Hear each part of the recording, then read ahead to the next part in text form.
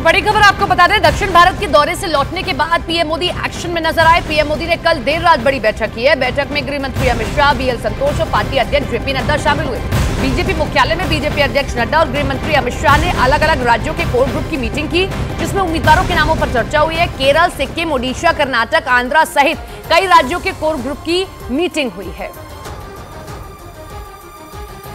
तो देखिए, कल दक्षिण के दौरे पर थे प्रधानमंत्री यूं तो, लेकिन जैसे ही वो वापस लौटे हैं उसके बाद वो संगठन को लेकर किस तरीके से सक्रिय नजर आए कि देर रात तक एक मीटिंग की गई। इस मीटिंग में कुछ राज्य हैं जिनके उम्मीदवारों के नामों पर चर्चा की गई। गृह मंत्री अमित शाह और जेपी नड्डा ने अलग अलग जो राज्यों के लोग हैं उनके साथ भी बातचीत की, ताकि उम्मीदवारों के नाम जल्द से जल्द साझा किया जा सके। और संभवतः 1 या 2 दिन में आप तीसरी सूची भी बीजेपी की देख लेंगे।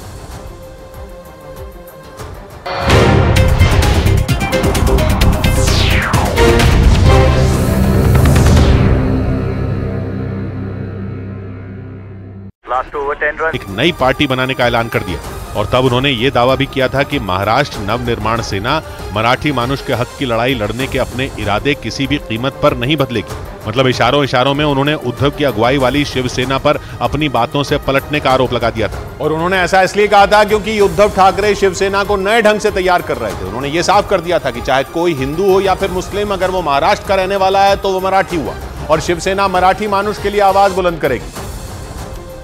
और इसका असर यह हुआ कि बाला साहब ठाकरे के वक्त में जो मुस्लिम शिवसेना से खार खाते थे, उन्हें भी उद्धव ने अपने पाले में मिलाने में कुछ हद तक कामयाबी हासिल कर ली। राज ठाकरे इसे शिवसेना के दामन पर दाग बताते रहे, लेकिन उद्धव ठाकरे के इस नए पैंतरे ने शिवसेना को चुनाव में जबरदस्त फायदा पहुंचाया।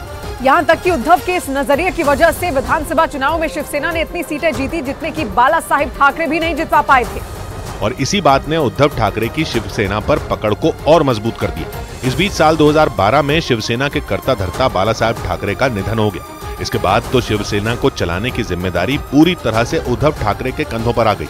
हालांकि बाला साहब ठाकरे को M3 3M फॉर्मूला अकेला ऐसा उसूल नहीं था जिसे उद्धव ने बदला था, बल्कि उन्होंने बाला साहब ठाकरे की किंग मेकर वाली रिवायत को भी बदल दिया था। मतलब जिस शिवसेना का मुखिया महाराष्ट्र में सत्ता तक दूसरी पार्टियों को पहुंचाता था, उसने पहली बार 2019 में गद्दी पर बैठने का फैसला ले लिया। 2019 में महाराष्ट्र में विधानसभा चुनाव हुए। इनमें सत्ता में काबिज बीजेपी और शिवसेना ने मिलकर चुनाव लड़ा, लेकिन नतीजों के बाद मुख्यमंत्री पद को लेकर दोनों पार्टियों के बीच टकराव हो गया। क्योंकि इस बार शिवसेना के मुखिया उद्धव ठाकरे ने मुख्यमंत्री बनने की इच्छा जता दी, लेकिन बीजेपी इसके लिए राजी नहीं थी। बीजेपी चाहती थी कि पिछली सरकार के मुख्यमंत्री देवेंद्र फडणवीस ही सरकार का चेहरा हो। इस दौरान उद्धव ठाकरे को डिप्टी सीएम बनने का प्रस्ताव भी दिया गया, लेकिन उद्धव ठाकरे ने कांग्रेस और एनसीपी के साथ मिलकर नया गठबंधन तैयार किया, जिसे महाविकास अघाड़ी नाम दिया गया। और 2019 में इसी गठबंधन ने सरकार बनाने का दावा पेश कर उद्धव ठाकरे को अपना नेता चुन लिया। और इस तरह से पहली बार ठाकरे परिवार का कोई सदस्य महाराष्ट्र के मुख्यमंत्री की गद्दी पर बैठ गया। लेकिन उद्धव ठाकरे को मुख्यमंत्री की कुर्सी की बहुत बड़ी कीमत चुकानी पड़ी, क्योंकि महाराष्ट्र में बीजेपी से गठबंधन तोड़ते ही केंद्र में एनडीए के दरवाजे भी उनके लिए बंद हो गए। और फिर कुछ साल बाद उनसे उनके पिता की पार्टी यानी शिवसेना भी छिन गई। और इस काम को अंजाम दिया सालों से शिवसेना के सिपाही रहे एकनाथ शिंदे ने। कहा जाता है कि बीजेपी और शिवसेना के गठबंधन में एकनाथ शिंदे ही शिवसेना के सबसे बड़े नेता थे। और अगर 2019 में शिवसेना से किसी को मुख्यमंत्री बनाए जाने की बात सामने आती तो एकनाथ शिंदे ही वो नेता होते।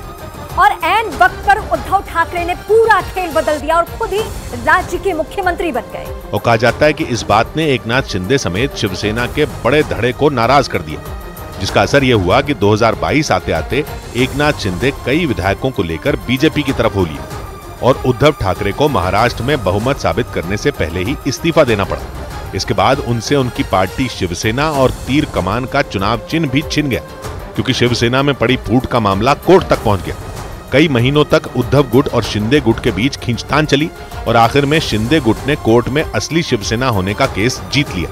उधर एनडीए में उद्धव ठाकरे की वापसी की गुंजाइश तो पहले से ही ना के बराबर थी। माना जा रहा है कि बीजेपी ने इसी वजह से राज ठाकरे को अपने पाले में लेने का मन बनाया, ताकि लोकसभा चुनाव में उद्धव के जाने से महाराष्ट्र में होने वाले नुकसान की भरपाई हो सके। इस बीच सुप्रीम कोर्ट ने सीएए यानी नागरिकता संशोधन कानून पर रोक लगाने से मना कर दिया। सीएए यानी नागरिकता संशोधन कानून पर सुप्रीम कोर्ट ने फिलहाल रोक लगाने से इनकार कर दिया। सुप्रीम कोर्ट ने केंद्र सरकार को नोटिस जारी कर 8 अप्रैल तक इस पर जवाब भी मांगा। कई मुस्लिम संगठनों ने सीएए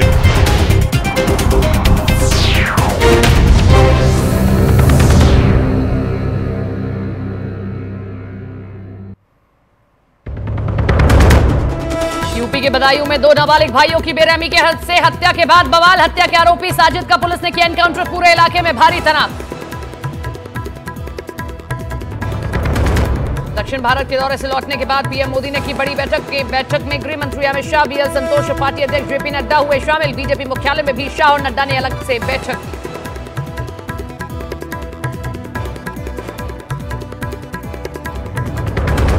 चुनावी तारीखों के ऐलान के बाद बंगाल में हिंसा की पहली घटना कूच बिहार के दिनहाटा में केंद्रीय मंत्री निशीथ प्रामाणिक और राज्य मंत्री उदयन गुहा के समर्थकों के बीच हुई हाथापाई। राज्यपाल ने डीजीपी से घटना की रिपोर्ट मांगी। आरएलजेपी के पशुपति पारस आज पटना में पार्टी के नेताओं के साथ करेंगे बैठक। अकेले चुनाव लड़ने या महागठबंधन के साथ जाने पर ले सकते हैं फैसला। एनडीए में सीट फाइनल होने के बाद चिराग पासवान ने भी बुलाई बैठक।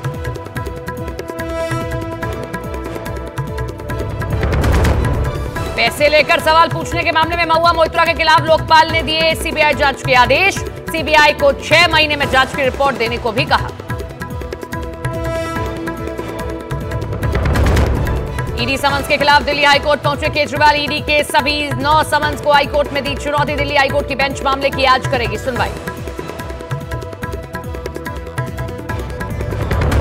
लोकसभा चुनाव के पहले चरण की अधिसूचना आज होगी जारी। पहले चरण की 102 सीटों के लिए आज शुरू होगा नामांकन। 7 चरणों में होगा लोकसभा चुनाव। 4 जून को आएंगे नतीजे।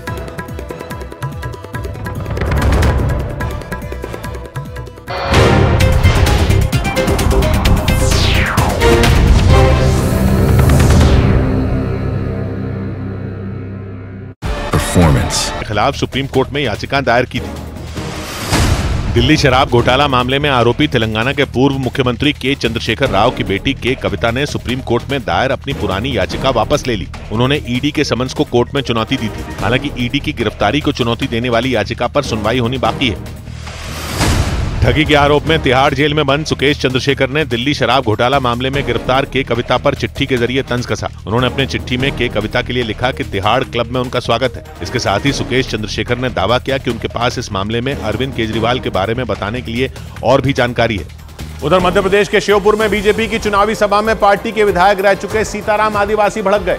वो इसलिए नाराज हुए क्योंकि मंच से उनका नाम नहीं लिया गया और इसी वजह से वो श्योपुर के बीजेपी अध्यक्ष से नाराज हो गए। ये सारा हंगामा मुरैना श्योपुर लोकसभा सीट से बीजेपी के प्रत्याशी बनाए गए शिव मंगल सिंह तोमर के सामने हुआ। और जैसे ही शिव मंगल सिंह तोमर ने भाषण देना शुरू किया, मंच पर मौजूद सीताराम आदिवासी का पारा चढ़ गया। बताया गया कि शिव मंगल सिंह तोमर ने जो भाषण पढ़ा उसमें पार्टी के विधायक रह चुके सीताराम आदिवासी का नाम ही नहीं था और इसी बात पर वो भड़क गए और गाली गलौज शुरू कर दी।